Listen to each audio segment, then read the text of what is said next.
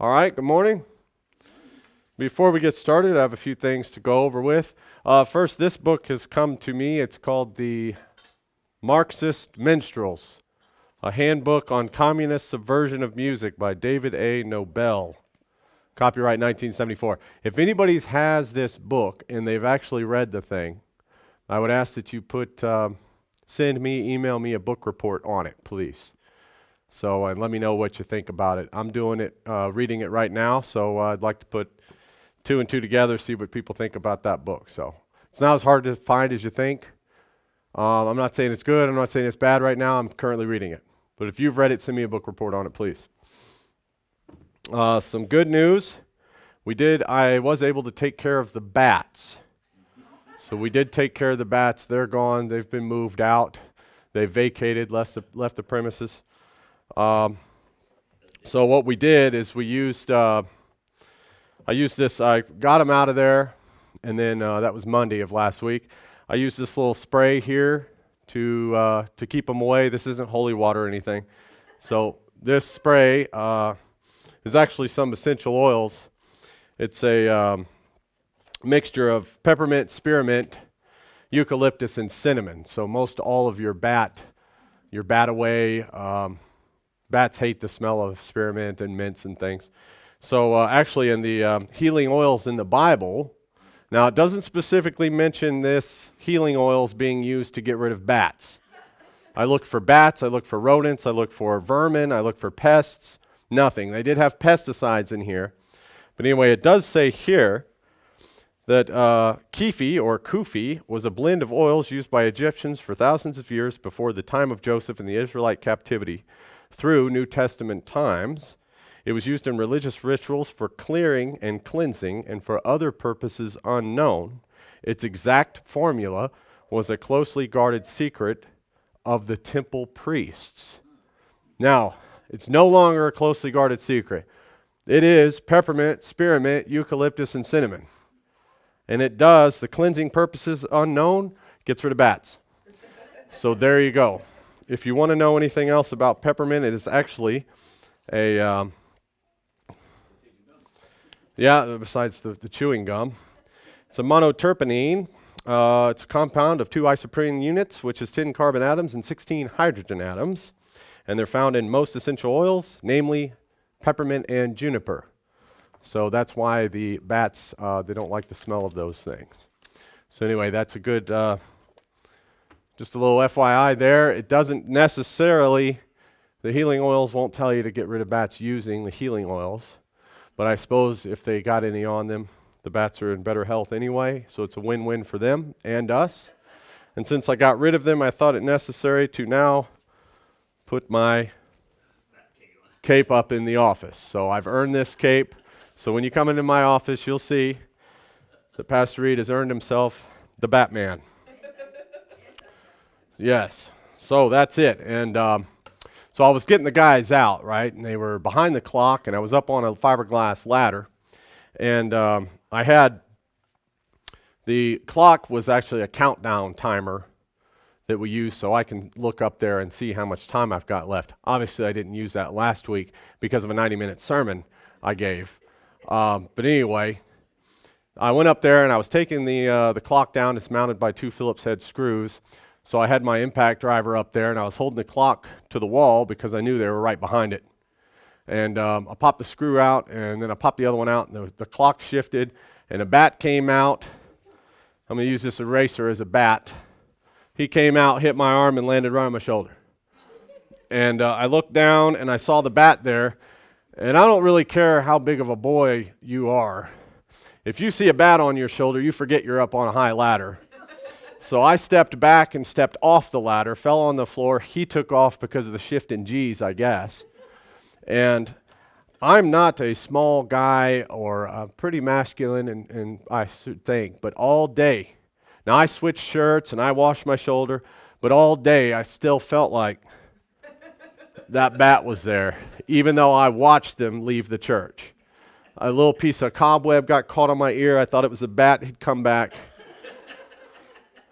But that all day, I went to the thrift store, was still looking for them. But anyway, they're gone, they're out.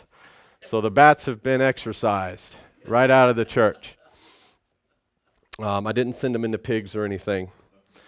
But last week I left you guys with a few questions. We were discussing, among other things, this Hebrew 1616 that we found in some Bible verses. We'll go over those verses real quick. Let's see, we'll go to Exodus 12:49. We'll read that. 12:49 says, "One law shall be to him that is homeborn, and unto the stranger that sojourneth among you." So we were talking about one law for all the land. We went over that one. Then we went to Leviticus 24, verse 22 says, "And ye shall have one manner of law as well for the stranger as one of your own country, for I am the Lord your God." That word stranger is indeed Hebrew from Strong's Concordance 1616, both cases. Now we didn't get to it last week, but we will this week. Turn with me to Numbers 15. We'll see another instance of the one law for all the land, and we'll see another instance of the same Hebrew word 1616 here, translated stranger. Numbers 15, look at verse 14. "And if a stranger," 1616, "sojourn with you, or whoever be among you in your generations, and will offer an offering made by fire of a sweet savor unto the Lord, as ye do, so he shall do. One ordinance shall be both for you of the congregation, and also for the stranger that sojourneth with you, an ordinance forever in your generations. As ye are, so shall the stranger be before the Lord. One law and one manner shall be for you, and for the stranger that sojourneth with you." So that's 3 verses we just went over that say nearly the same thing. In every case, and I looked it up, every case you see stranger is Hebrew 1616. It does not change. So we have one law for all the land. And what law? It would be God's law. And what land? Well, that would be an Israelite land where Israelites occupy and live. And so God's law is to be obeyed by all that live in the land. So that means Israelite by blood or non-Israelite, the law applies to them across the board. Right? Isn't that what we just read? Okay, and 1616, I'll remind you, I have a printout here of the Hebrew dictionary. 1616, ger or ger, a guest, by implication a foreigner, alien, or sojourner. All right, so someone who's here temporarily. All right, last week we also found out that the word stranger in Leviticus 24 was changed to the word proselyte in the Septuagint, and which is a proselyte, as we said last week, is a non-believer who is now a believer. Obviously, race doesn't have a bearing on who that could be, right? The mixed multitude from Egypt that came out of Egypt with the Israelites had proselytes who had perhaps differing racial backgrounds then, right? It's possible. Happens today. I'm sure it would have happened if you had visually seen the things God did in Egypt. I'm sure even a non-racial non-believer, someone with a different racial background who was a non-believer probably could have believed in that too. Right? I don't think that's a stretch at all. I really don't. As a matter of fact, when the chariot wheels popped off the Egyptian chariots as they were chasing Israel, the Egyptians in Pharaoh's army said, "This is the hand of God that's done that." So they too had to have been believers. Now, I didn't say that belief came with salvation. I didn't say that. But they were able to say this is the hand of God. So as we'll go along, we'll see that more and more of this is really a non-issue. The Israel-only doctrine that preaches this seems to be correct, except that they live out most end-time prophecy in order to seem like it harmonizes with the Bible's doctrines. But as we go along this morning, we'll shed more light on that as well. So the Bible says, "By 2 or 3 witnesses shall a matter be established." So here we have 3, Exodus, Leviticus, and Numbers, found in the books of the law. Exodus 12 stated that both Israelite and stranger were to be circumcised. It's the background of 12. Leviticus 24, remember we went over that last week, illustrated that the death penalty was applied to stranger and Israelite. The capital crime in this case was blasphemy to God, recall. And then Numbers 15, we saw that the laws concerning tithes and offerings are identical to both Israelite and stranger, or non-Israelite. Okay? So, in the land, where Israelites occupy and live, there's to be one religion, Christianity, one law, God's law. In that case, all Israelites must be Christians or they're out. Right? Now, Jesus said something like this. Turn with me to Matthew 22. What did he say? Matthew 22:9. Go ye therefore into the highways, as many as ye shall find, bid to the marriage. So those servants went out into the highways and gathered together all as many as they found, both bad and good, and the wedding was furnished with guests. You guys know where we're at, right? Okay, so I looked up that word bad, found in verse 10 here. And it's actually Greek number 4190, which is paneros, meaning evil, grievous, harmful, lewd, malicious, or wicked, right? Bad. No indication of race here when it comes to that word bad, so I suppose anybody could be bad or good. Okay? If you want to argue, I suppose the servants that Jesus is talking to here could be Israelite disciples searching for blood relatives only. You could say that this is the case in this little story here, because if you drop down to 14, you'll see that he says, many are called, and usually we know the people who are the called ones are Israelites. And that's fine. This can be an Israel-only thing. Verses 9 through 14 can be talking just about Jacob, Israel. I can agree to that, but you'll have to agree then that in the Adamic, Noahic, Abrahamic, and in the Jacob-Israel family tree, there are bad and good apples then, right? If this is an Israel-only thing. Exactly, George. Just like today. Observable realities. I'm all about that. It's not popular preaching. I don't know why. But I'm not trying to be facetious. There are believers out there that make the Israelites of today out to be total angels. And any sin on our part has been inculcated by either this all-powerful super being, they name as the Satan or the devil, or other non-Israelite races or nations are to blame for our sin. Right? That's always the case. It's escapism. And you could see this kind of behavior has appealed to Israel to pass the buck throughout the ages. And of course, our people today are no different. It gets really far-fetched when they claim that the Satan and the satanic devils and all them are actually the same people as non-Israelites. You know, the seed line thing, it's really, really weird. If you go through the Bible, though, and read enough of it, you'll come to understand, hopefully, like I have, that Israel doesn't need or has ever needed anyone else's help to sin. Be they half devils, other races, lizard people, or extraterrestrials. We don't need anyone else's help to fall into apostasy, do we? And I know I'm with you. I think it's odd that and strange that I have to put observable fact out there like that continually. But there are cliques of kingdom identity people, believers even, that believe that Israel's not capable of sin. If it wasn't for the devil, Satan, his sons, or other races, Israel would be fine. So yeah, make this little thing in Matthew an Israel-only message. Then we'll agree that there are bad and good Israelites, apparently gathered together. We'll go on with it. Verse 11, and when the king came in to see the guests, he saw there was a man which had not on wedding garments. And he saith unto him, Friend, how comest thou hither, and not having a weather garment? And he was speechless. Then said the king to the servants, Bind him hand and foot, and take him away, and cast him into the outer darkness. There shall be weeping and gnashing of teeth, for many are called, but few are chosen. Now, here's a little parable, a little story told by Jesus. So Israelites in the land will either be Christians or they're out. The Old Testament tells us the same thing, to separate ourselves from them, usually by exporting them out of the country. Who? Non-Christians. Sometimes it's death, but that's God's call. Okay, sometimes they were put to death. Either way, the result is the same. We are to be separated from non-Christians.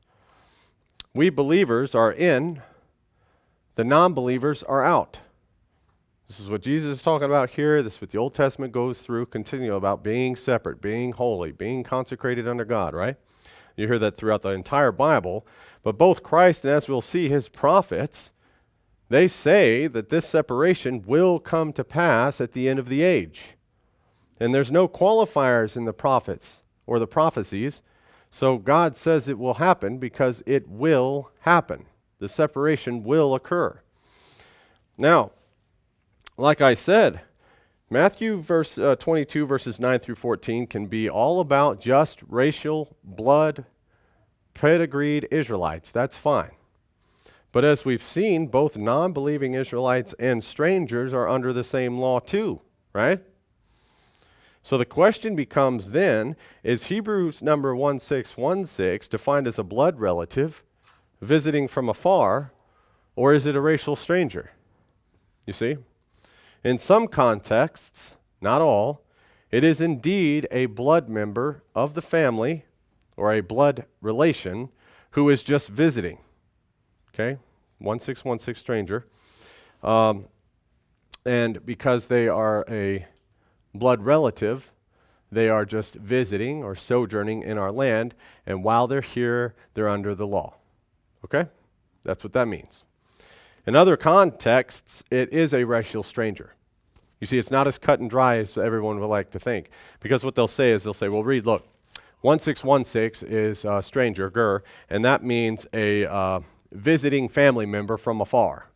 Now, if you want to talk about the other stranger, that would be 2114, which is zer, or zoar, which is to turn aside, especially for lodging, hence to be a foreign, strange, profane, to come from far away, to come from another man, to come from another place, to go away, a stranger, strange woman, or an active participle to commit adultery. Okay, mixing pure with impure. That's the other one, zwer. So we're not going to get into that one today, because that one's not popping up in the verses we read in Exodus, Leviticus, or Numbers. So, and 616 can be in some cases a visiting blood relative from afar or a racial stranger. And also it can be both. Now that's the case we have in these three examples I listed this morning in the books of the law. So all Israelites and strangers must be Christians, according to Exodus 12. Exodus 12 is talking about circumcision, which we know is replaced by baptism. Okay? And they must keep God's law, these Christians, while inhabiting the land, or they're sent out or sent away. They're separated from the believers.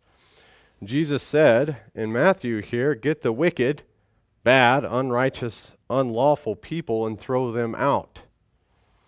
Out of what? The kingdom.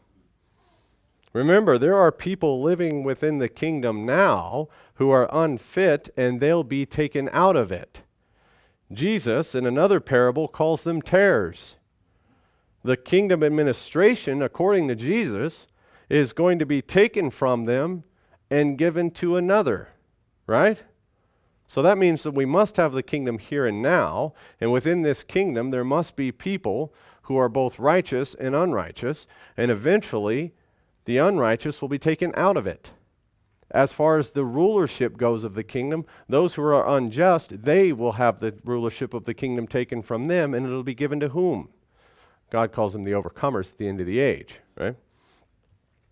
Now, in the Israel-only message, that means that the kingdom will only ever be ruled by sinful Israelites, okay?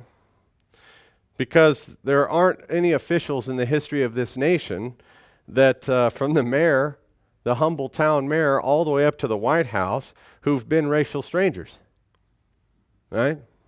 Well, that's wrong, because we have somebody like Obama, Colin Powell, Condoleezza Rice, you know those guys, right? They're racial strangers, and they've ruled this nation, right? But see, the Israel only, they can't see the end time prophecy here that manifests itself that this kingdom will be ruled by someone other than Israel. This kingdom will be ruled by someone other than believing Israelites. Is that not true? We've had atheists in the Oval Office. We've had racial strangers in the Oval Office. We've had non-believers in the Oval Office. Did we not? So that's observable. So that would be a stranger. The Israel-only message is dead wrong. It's either dead wrong or Jesus is. You see, you can't move this Israel-only message around with the Bible and make it harmonize anywhere. I've tried. I really tried. And I'm not willing to twist the scriptures like they do to do so. So if 1616 as a stranger is both Israelites, if the stranger, according to 1616, is both Israelites and non-Israelites in the context of these three laws we read, then that starts to make a whole lot of sense because it's something that happened then, it's something that happens now. So I'm going to rephrase it for you. According to the law, if this is the way that the Israel-only message does it, then according to the law, Israelites and visiting Israelites must be Christians and obey God's laws, statutes, and judgments while living in the land. Makes sense, doesn't it? It does. So somebody from Britain visits here, we'll be like, hey, while you're here, you will obey our laws, and if you don't like it, you can leave. That's fine. It's the same thing as house rules, really. But instead of house rules, these are God's law for national land and national peoples. So the other way then is Israelites and visitors, whoever they may be, must be Christians and they must obey God's law while they're here. That fits, doesn't it? So 1616 can be both a visiting Israelite or a visiting racial stranger. Either way, while they're here, they must obey the law. If they, according to Leviticus, if they do anything that it warrants the death penalty, doesn't matter if he's half Egyptian and half Israelite, full Negro, or a blood relative of Jesus himself, they will be put to death. You see, if a white man kidnaps a white man, he will be put to death. It doesn't matter if he's our kin, he will have to be put to death. Right? That shocks a lot of people that we would enforce the law even against our own kin. It really does surprise people. But that's the way it is. It doesn't matter. So, visitor or sojourner, according to 1616, can either be a blood relation or a racial stranger, right? Either way, the result's the same. They must obey the law while they're here. If they don't like that, they're out. If they're not Christians, they're out of here. You can't go out and form your own church.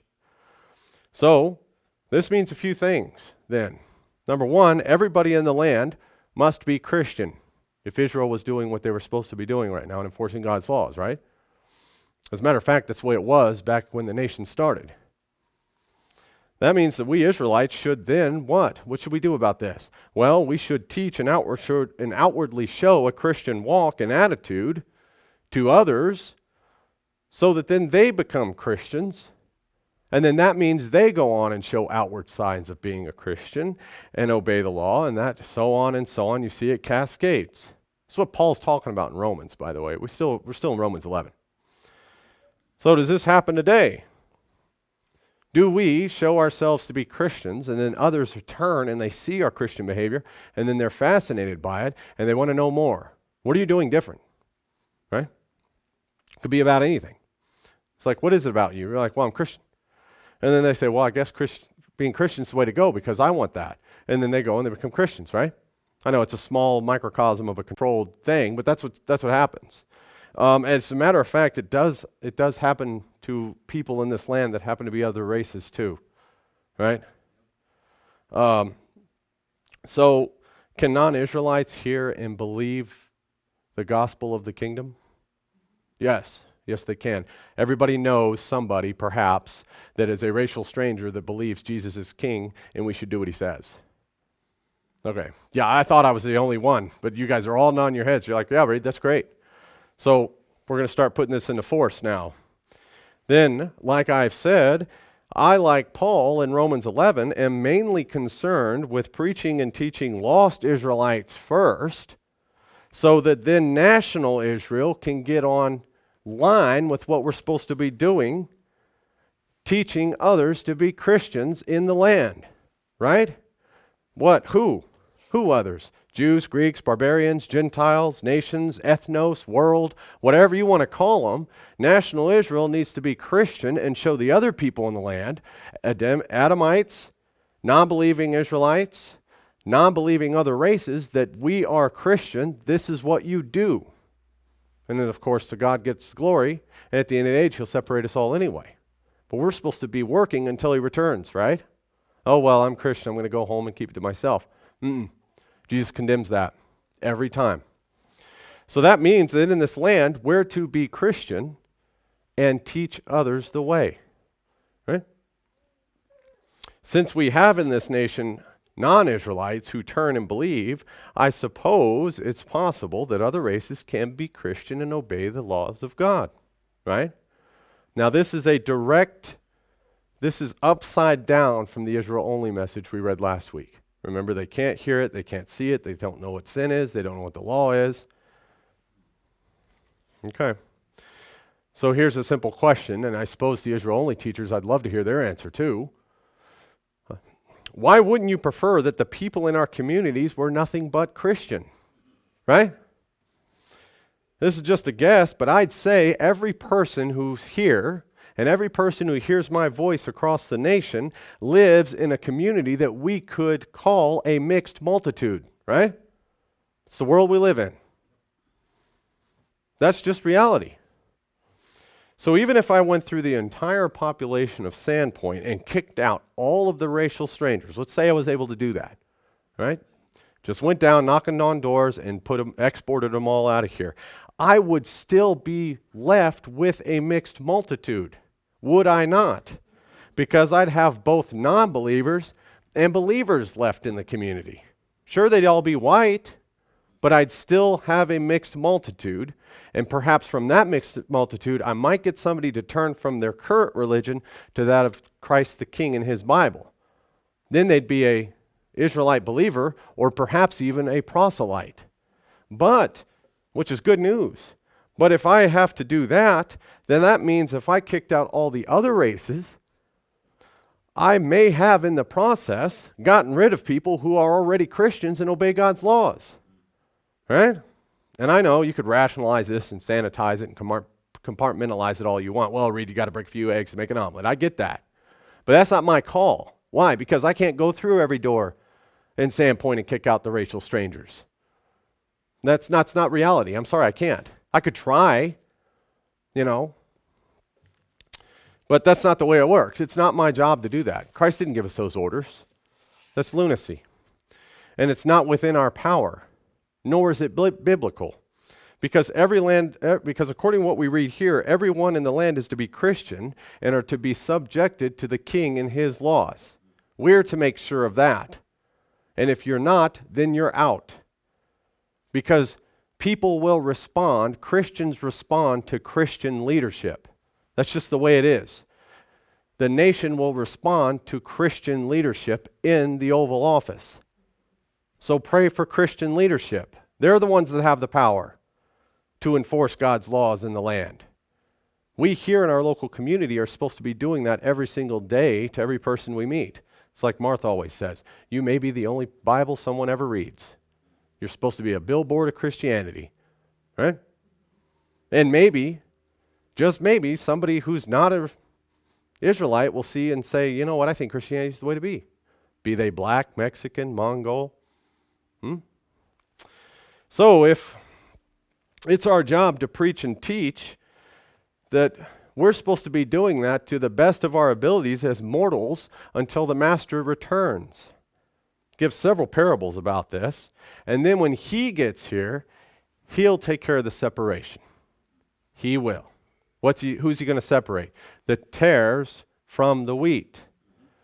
Now that doesn't mean the blacks from the whites. I didn't read that. I didn't read that at all. They didn't read the lizard people from the normal Jacob Israelites. I read the tares from the wheat, or those who are fruitful, those who are not. Right? We'll get into olive trees and grafting in the same species in a minute, but that's covenants. We're just talking about common righteousness, obeying God's law, something you can do today. We mentioned tithing. You could do that today if you'd like. Right? Very easy. And I have to mention it, I do hear people still bring it up. There's no such thing in the Bible laws of tithes and offerings of time. No such thing. No such thing. Anyway, and we gave a whole 10-minute sermon, or 10-part sermon, 11-part sermon on that, actually. So, if, stranger, Hebrew number 1616, ger, if it can be both blood relative and racial stranger, then that means that we believers will be separated from two, maybe two in a subgroup, so three distinct peoples, right? So at the end of the age, we will be we'll be separated from non-believing Israelites, right? That's true, because according to Jesus here, if this is Israel only, which is fine, then some of the guests are good, some of them are bad, some belong there, some don't. The ones that don't get tossed out. If this is all Israelites here, then that means bad Israelites go. If it's everybody in the world, maybe, I don't know. If it's everybody in the world, good ones stay, bad ones out, right? I'd say the marriage supper is the party that happens. Now, it doesn't make them the wife. It doesn't. You get invited to have you ever been invited to a wedding and then you marry the girl? No. You get invited to right? I know it's silly, but this is the way it gets, man. Non-Israelites and Israelites can be in the kingdom. The good ones stay, the bad ones go. That's it. Because it's already happened here. We've got good and bad here. So we'll be separated at the end of the age by non-believing Israelites. We'll be separated away from them. We'll be separated from and that non-believing Israelites is, of course, the word strangers. Okay? We'll be separated from other races. That word is strangers. Okay, we'll be separated from them. And we'll be separated from the other races at the end of the age, whether they're believers or not. Whether they're believers or not. And if you're not up to date if you don't know what I'm talking about right now, that is next week's sermon. That will cover end-time prophecy and God's plan for the ages. So, strangers in the land, homeborn Israelites, natives, pedigreed Israelites, you and you both do the law in the land, or you're out. You commit a capital crime, put him to death. That's it. God doesn't have a bearing on who the bad and good is when it comes to the race. God doesn't have a bearing on who the bad and the good are and what the consequence is. What an unjust God to hold us up and nobody else that have to be here anyway as part of his divine judgment. But like I said, in the mixed multitude of communities we have today, I'd just soon everybody be Christian and not steal, lie, or cheat to their neighbors, right? But we live in Sandpoint, we still have to lock our doors, right? Okay. So next week we're going to illustrate the last point I was making here in more detail using both major and minor prophets to show you that at the end of the age, Israel will indeed be separated from non-believing Israelites, known as strangers, and we will be separated from other races, known as strangers. And I'm not confusing Ger and Zwar. I'm not. It's still 1616. It really is.